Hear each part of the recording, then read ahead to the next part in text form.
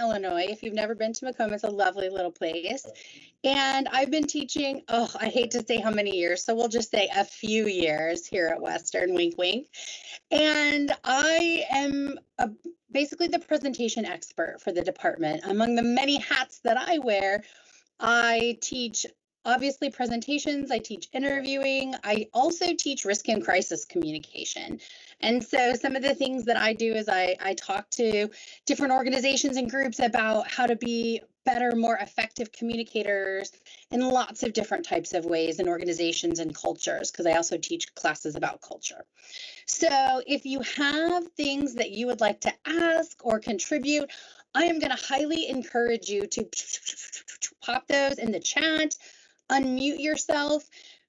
My workshops are engaging, so I hate to burst a bubble for you today to make you think you aren't going to participate.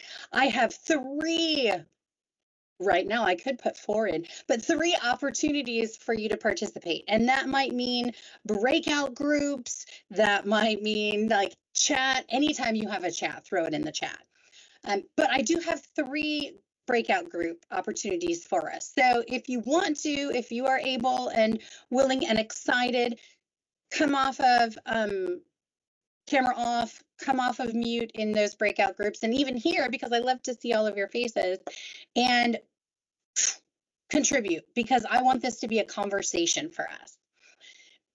So where does that take us? Well, as Bethany said, we all wear many hats and we're busy people. And I'm going to keep this within the hour. I'm going to leave room for questions if you have questions. And again, if you at any point in time have a question and you don't want to ask it out loud, drop it in the chat. But let's have a conversation. So we all wear many hats. I want to know what hats that you wear, and I want you to be able to build relationships with some of the people who are here, because I'm fairly certain that you might not all know each other. So this is what's going to happen. We are going to start to build our lasting relationships here, because what's better than a group of people who might be going through similar things as you? Well, getting to know them and picking their brains for ideas.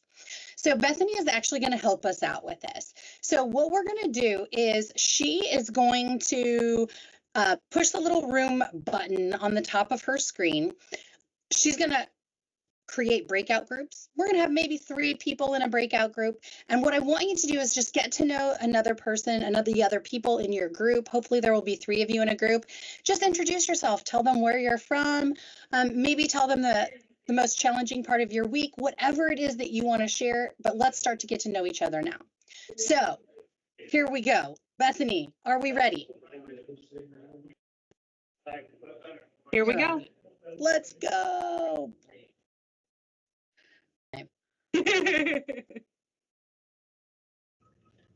There we go. Now they're coming back. Oh, Surprise! You're back. Bridget, I'll find your email and finish the thing I was telling you. Okay, sounds good. Connections, yes. So important, so important. Do we have everybody back? Are they still coming in? Let's see. Everybody's back. Okay. So hopefully you started making, if you did not already know the person that you were in a room with, or people that you were in a room with, and I was kind of popping in and out, so people were like, oh, there's Stacy, like, oh, there she is. Hopefully you started those connections, because really the foundation for what I'm going to talk about today is building relationships and building connections and trying to keep people engaged. When people are engaged and when people are connected to our organizations, they are more likely to stay. And so it's us trying to figure out ways to make our communication even more clear than it already is, in order to engage, make people feel like they're part of something, even though they already are part of something. But how do we make them feel even more invested than they already are? And so, oh, Jeanette met 2 people. Awesome. Very good. Okay, so communication is absolutely going to be the foundation for whether or not people are going to stay, the communication and the relationships that they build. And so one of the first things that I'm going to ask you, so feel free to come off of mute, is do you think that the MRC hat that you wear and the role that you have, do you think that there's enough energy there? Or do you think there's a little bit of a lack of energy there? Somebody throw out your thought. Energy, lack of energy. Who says that they have energy? Raise those hands. I see some of you. And you can also push the raise hand button. Okay, how many of you think there's a lack of energy and you need more energy? Boom, I see hands going up. Boom. Okay, okay. Well, what if I told you that, and you may be like, oh, maybe I'm going to depress you when I tell you this. I don't know. But what if I told you that in terms of the communication world, whether or not people feel part of an organization and invested in the organization and the culture is the kind of communication that they get from the person who's supervising them. That is whether or not people feel like they are part of that organization, whether they like that organization, whether they stay in that organization, or whether they decide to leave that organization and go somewhere else. And so what I think would be really great for us to do, and I'm going to give you a little bit more time. I'm going to give you 4 minutes. We're moving fast today, right? So I'm going to give you 4 minutes. We're going to go into breakout groups. Again, different breakout groups. But this time, I want you to make a list of good traits, bad traits, traits that you have seen in supervisors. So what are some things you really liked about a former supervisor? What are some traits that you really did not like about a former supervisor? So this could be kind of fun, right? Doesn't have to be about your current supervisor, so you don't have to dish the dirt, right, about your current supervisor. But let's just talk about things that you liked about a former supervisor and things you didn't like about a former supervisor. Shayla. But I think autonomy I think is really important, Autonomy. and allowing people to fail Yes. is important too. So that's why I call it fail forward. Fail forward. I love it. I like that. Welcome back, everyone. All right, we're getting back in here. Our slides are going to be popping back up. So let's talk about this. So I would love for a couple of you to share. So somebody come off mute and give me something that people said they definitely enjoyed about a previous supervisor. Yeah. 2 people in our group said someone who was compassionate. Ah, compassionate. That's a great one. Compassion. Yes, love it. Good. Another one? Does anybody have another one?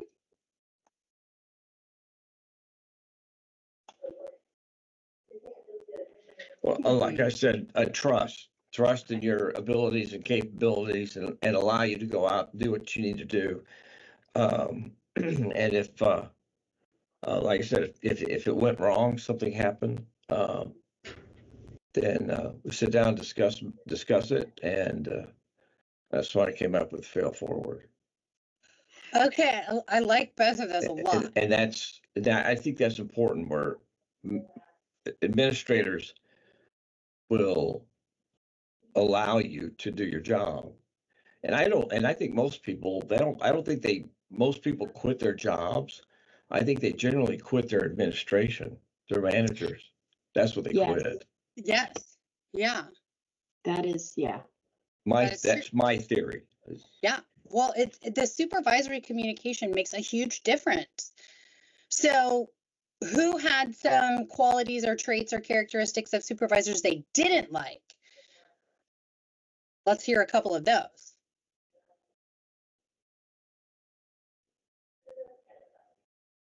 The micromanaging, I heard that, kind of micromanaging.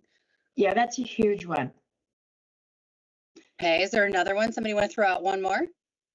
Lack of communication. lack of communication. Oh, that just makes my heart so happy today. Oh my goodness. And what a wonderful transition, right? So the experience that our staffs, our volunteers are going to get are going to be from our communication. And so as I was working through and kind of putting some thoughts together, you'll see that I like to have fun, like to be engaging, and I like for you to do the same thing. And so I was thinking about, well, what would be a great way for us to be able to truly communicate with the people who are helping us and the people who are working with us? And from my background, obviously with risk and crisis communication, one of the things that I do is put together different kinds of communication plans. And so for today, I was thinking about how some of you probably have a volunteer communication plan. Some of you may not have a volunteer communication plan. Some of you may call it something else. So today, in my attempt to give you some effective communication skills, I'm going to throw out some ideas about what I think could potentially help make communication better, more engaging, and get people more tied to your organization in the role that you have as MRC coordinator through a volunteer communication plan. And if you have this could be, or perhaps could give you some ideas of how to tweak it. If you don't have one, maybe this is an idea of how to start it. If you do have one for your area or for your county and somebody else doesn't, well, this might be a good opportunity to connect with somebody to be able to share that. So in terms of communication plans, messaging becomes really important, as you know from one of your answers, right? You just said lack of communication. When people have this ambiguity about what's going on, they feel very uncertain. And when they feel very uncertain, people tend to back off slightly or start to question their surroundings, their organization, their environment, and their supervisors. And so this area of volunteer communication is reaching out to volunteers and potential volunteers. And for me, in my world, that would mean face-to-face volunteers, but that would also mean virtual volunteers. And what that could mean for your organization if you don't have virtual volunteers, because as we know, we are now living, hello today, in this virtual world, right? And we are meeting people and exchanging ideas through this fantastic virtual world that we have the ability to do. And so if we haven't thought about not just face-to-face volunteers, but also virtual volunteering, today might be, a starting point for us to start to think about that. So as I continued to think, I was like, okay, successful volunteering communication plans could recruit more volunteers because of how well they're put together.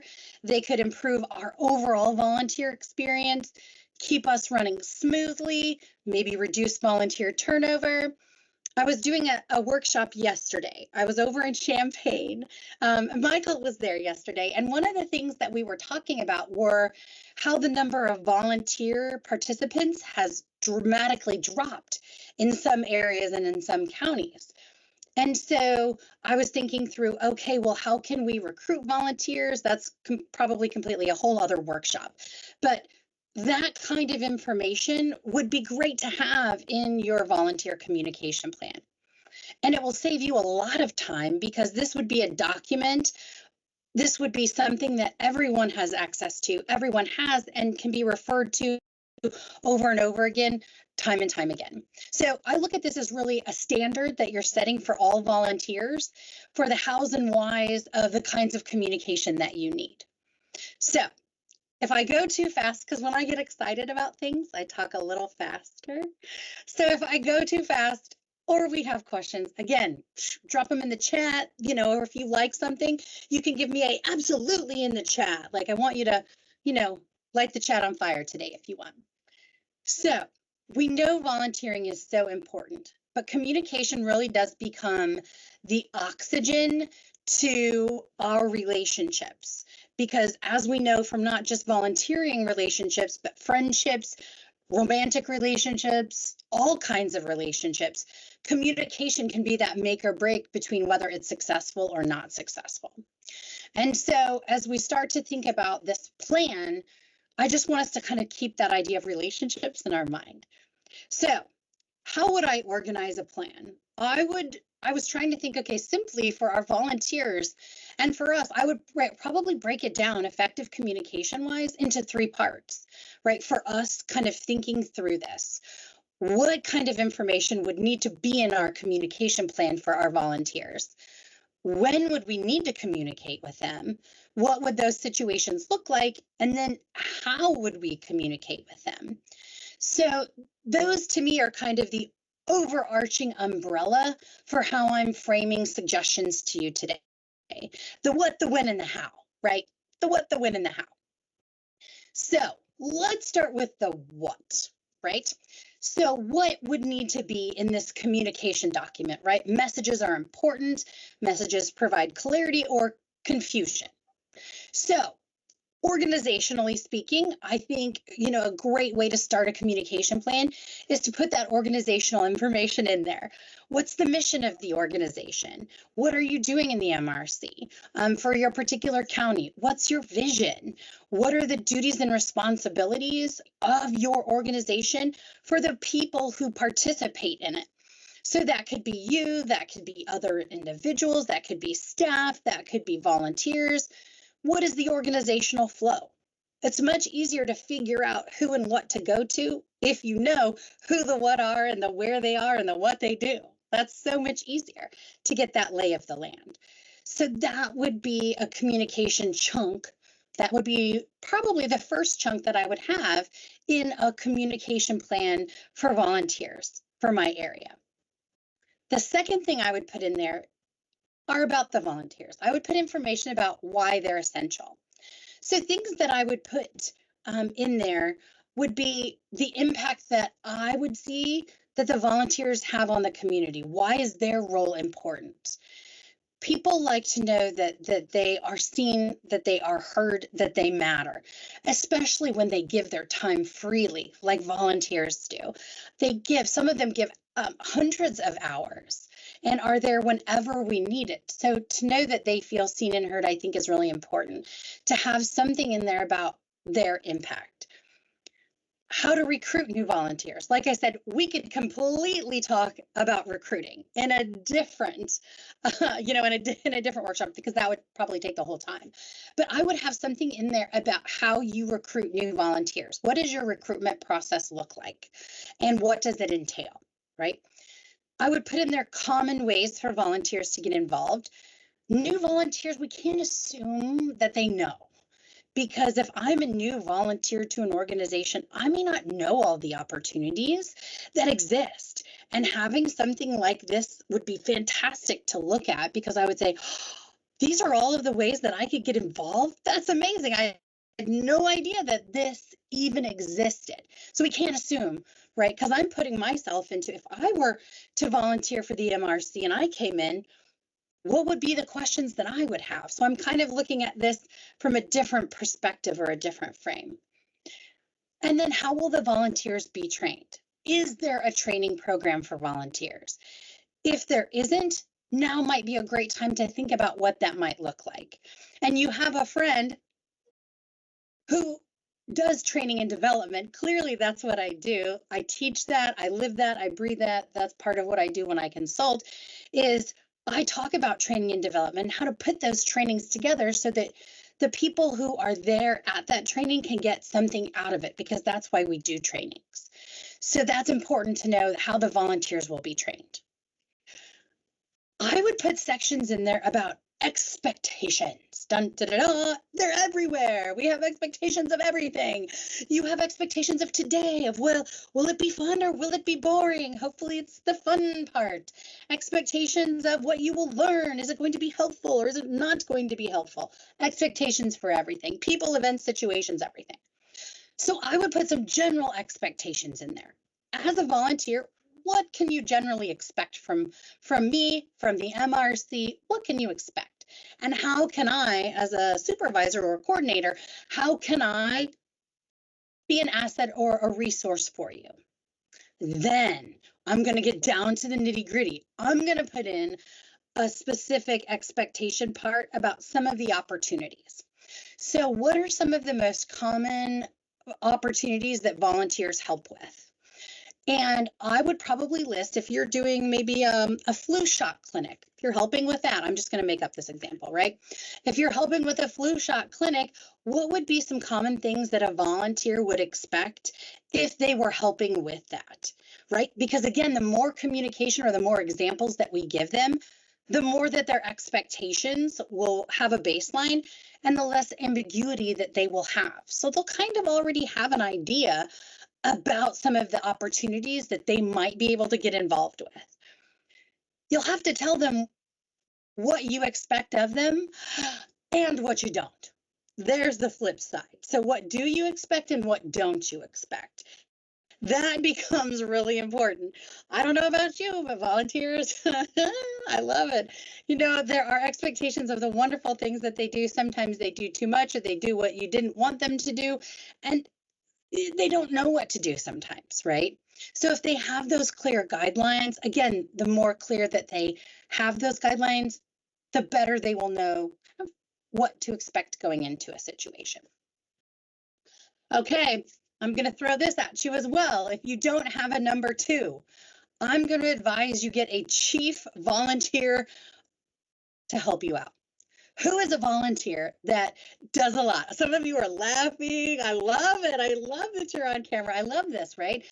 Get yourself a second, because if you have a volunteer who's responsible, who helps out a lot, who has engaging, good, clear communication qualities, bring that person in and spend a little bit more time with that person. You can't be, I know you want to. You wear multiple hats. You can't be everywhere all at once.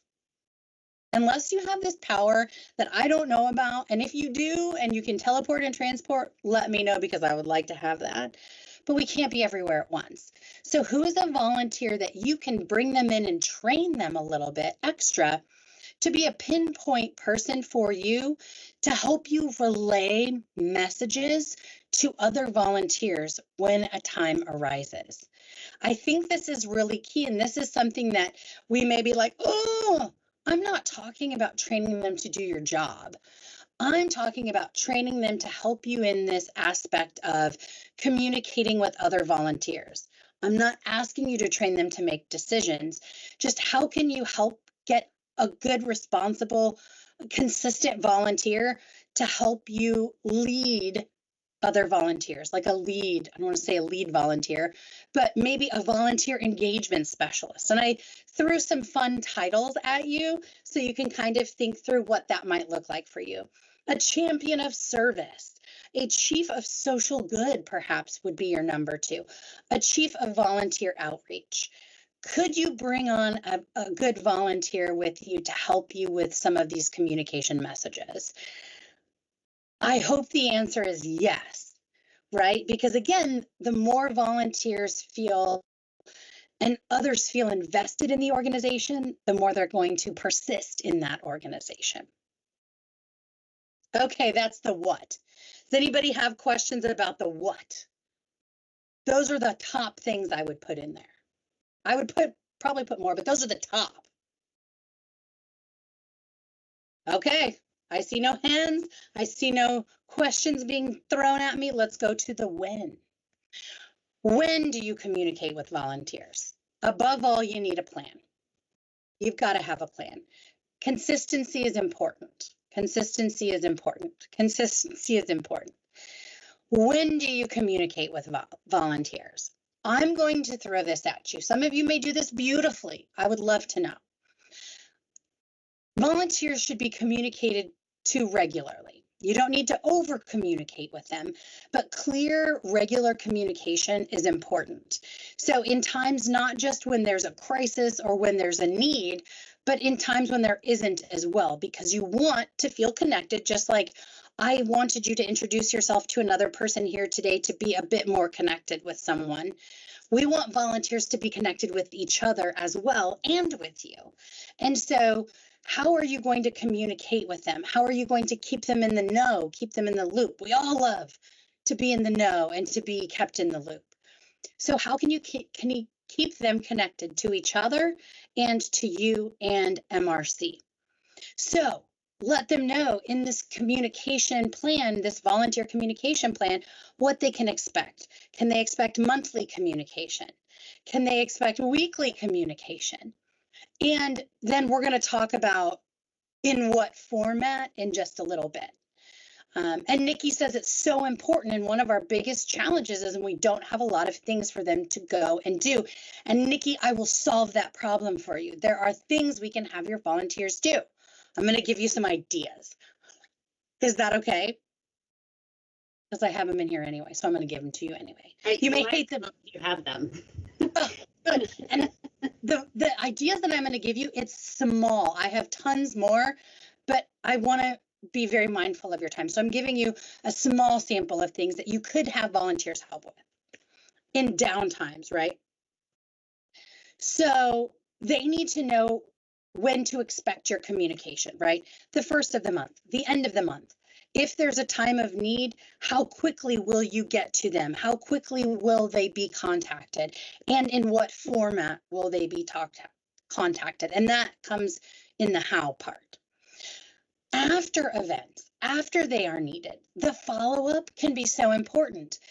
What did they think of their participation? How the event went? How whatever event or opportunity that they're helping with, how did that go? What would they change about that? Because feedback is so important. That lets us know what to do differently next time. So having the volunteers help with that, even help bring them in and have them help create a small survey to send out to the other volunteers after events, getting that post feedback is really important. So you can kind of see here that it's really important that we do pre, right? They are going to know from your plan, hopefully, when they're going to be contacted. During some kind of event, you're going to give them consistent communication. And then I put in here after the event, what is your follow-up communication with them? That becomes a whole cycle, right? Your pre, your during, and your post in terms of your communication. And knowing their thoughts on how something went are really important, right? Because they are the people who are kind of almost at the ground floor sometimes. You've got so many things that you are doing and they are there. They have insights that they may really want to tell you that they don't tell you. So during some of these down times, what are some things that you can have them do? Well, if you do have a lead volunteer, a chief engagement specialist, maybe when you are recruiting new volunteers, again, that's a whole other conversation, but if you can recruit or bring back some of your volunteers, maybe that haven't volunteered in a while, maybe a once a month welcome to new volunteers would be a great idea. Have volunteers help with that, right? If you've got 2 new volunteers next month, great, bring them in and have a consistent veteran volunteer work with them and help them and show them around, let them be involved, right? Let them know, the volunteers, what is happening. In a newsletter, I throw out the idea of a newsletter, which can be created by you and added to by a few volunteers who you've gotten to know, who have exceptional writing skills and who love to go out and talk to people and interview people. Let them know the latest updates, what's changing, what's happening, what's coming up. Putting a volunteer newsletter together, I think, is a great way to send them regular communication. Featuring things like Volunteer of the Month.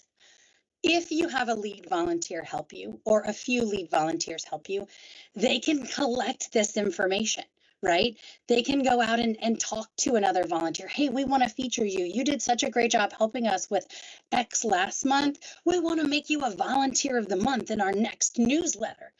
Well, that's amazing. Not only are you having volunteers help, but now you're featuring a volunteer, so you're connecting them even more and they're getting props for the things that they do. Exciting things, birthdays, maybe even a story about how one of them and something that they helped with impacted X person or X group in the community. Kind of like one of those heartfelt stories. Do you have volunteers that do social media? Maybe, maybe not. If you do you have social media pages? I know some of you do. I've been on them before. Maybe some of you don't. Do you have a Facebook page? Do you have an Instagram? Do we know how to use those? If you don't, that's okay. I and other people know how to use them and would be happy to help you learn how to use them. Do you have a volunteer who's great with technology? Could they help you create content? They're not going to post it. They're going to create it and they're going to give it to you, and then somebody from your group can throw it up there. Do your volunteers have something fun, like, do they all wear a t-shirt? Do they get a t-shirt after X number of volunteer hours and they've earned their volunteer t-shirt of the year, right? Have a t-shirt designing contest for your volunteers, right? That might be fun. Put together a kindness committee. Who loves to write thank yous? Handwritten thank yous are priceless in today's society, right?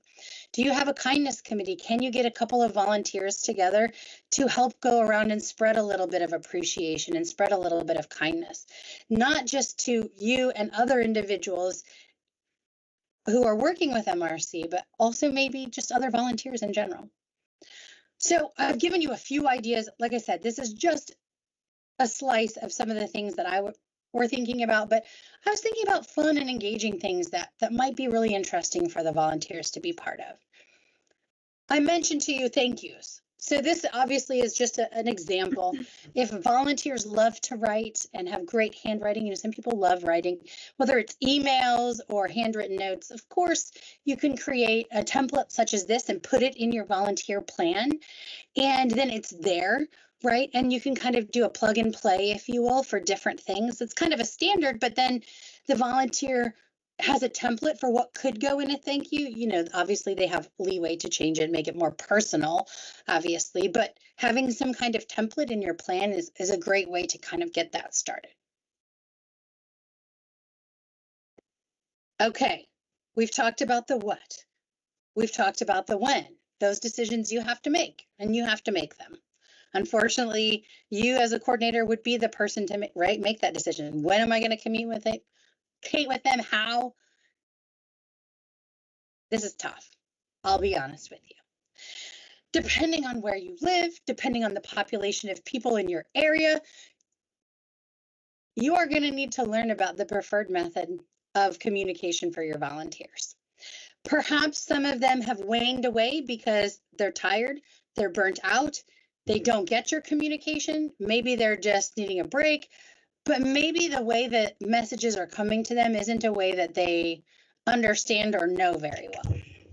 Different generations of people have different preferred methods of communication, right? Our silent generation folks are going to be those people in their 80s and their 90s. Most of the time, it's going to be telephone, face-to-face, or that's going to be maybe even United States Postal Service mail. Boomers are going to probably gravitate more towards the face-to-face or the United States Postal Service. Email, maybe not. Depends on if they are traveling, if they're with grandkids, if they are doing lots of volunteering. You're Gen Xers. I'm a Gen Xer. So Gen Xers, I'll be honest with you, we're good with it all. Bring it on. We'll manage. However you give us information, we'll deal with it. We'll take it no matter what. If you've got millennials, which are the group directly below Gen X, millennials are very team, helicopter parent, everybody gets a trophy. They're going to be the start to your more technology base. So emails and text messages are going to be good with them. Then if you do have some younger volunteers like Gen Z, which is our current, they're going to be text message, phone calls, definitely not. They're not going to pick up your call. Mail from the Postal Service, they may not get a lot of mail, but definitely text messages. Email, they should be okay with. The web page of the organization, most of the times Gen Z are going to go to a web page first and try to get that information. So it just depends on the different populations of people that you have and the different ages. Ask them. If you're recruiting them, if you're bringing them in once a month, you're able to ask them. Or if you're bringing them into a welcome training, you're able to ask them, how would you like us to contact you? Hence, you see kind of how all of these things are going to relate together, right? You're putting this plan together, you're recruiting them, you're bringing them in to welcome them, you're getting that information from them, and then you're able to use that information to be able to actually get to them and contact them later. So I pause. Some of you are going to have to think about, if you haven't already, I mean, I know we have these great, text messaging systems that blasts out these fantastic text messages, or maybe we have email lists. But I think trying to figure out where people are and meeting them there is probably going to be one of the best pieces of advice that I could give to you about volunteers. Does anybody have questions? So I've covered the what, the when, and some communication advice for the how. Questions at this point? Wow, I've left you speechless. Wow, my goodness, this is a great day. I don't know what to say. Okay. Oh, somebody's off. I can hear it. Question? No. Okay. All right. Well, we can save that for the end. Now I just have a couple of effective communication tips. Things that I notice that make a big difference in organizations, especially with volunteers and communication. One is listening. Sometimes they don't say things, and we have to listen for not only what is said, but also what isn't said. And I think that that is a skill. And there's such a difference between hearing and listening that it's just astronomical. Sometimes volunteers are outspoken. How many of you have? Let's see those hands. Anybody have outspoken volunteers who love to tell you anything and everything? I see it. Right? Yeah. And then we also have the opposite end, where those volunteers don't necessarily tell us everything they're thinking. It'd be great to know sometimes what those volunteers are thinking. As fast as our world is, and as many hats as we have, adjusting, pivoting, and being flexible is also a skill that I have noticed that helps make that volunteer communication stronger. I show you this. This is a small level of intimacy chart. When people feel attached to cultures and organizations, they do so because they get that face-to-face time. That is the most intimate way that people can get that relationship connection. Following that is virtually. What we're doing today, right? Third, phone calls, then letters, then instant messaging, then text messaging, and then email. And then you've got your social media. So in terms of how people feel the most connected, I just thought it was interesting to kind of show you that Twitter is at the very end of the scale in terms of people being connected.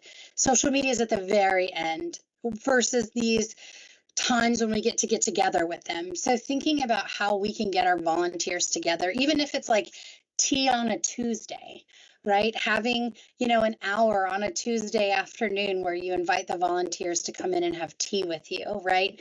Tea on a Tuesday, just to see how they're doing, and if they show up, and if they bring people with them, that might be opportunities for them to recruit others as well. Hey, I'm going to tea on a Tuesday at the for MRC. Do you want to come with me? I think that face-to-face and that video chat becomes really important when thinking about how we connect with people. Be clear. As clear as we can be. Hence why I brought that idea of revising or starting or doing something with the volunteer communication plan to build that interpersonal relationship. If they feel like they have that relationship with you, it will be harder for them to say no. If they don't have that solid connection, sometimes it's much easier for them to stray away as volunteers. And part of that is us taking that time to get to know them. And the time that is, we don't have a lot of it. We move fast. We don't have a lot of it. But how can we build some intentionality with the time that we do have? So can we be more intentional and try to combine some of the things that we want or need to know with the time that we do have? So being clear and really getting to know the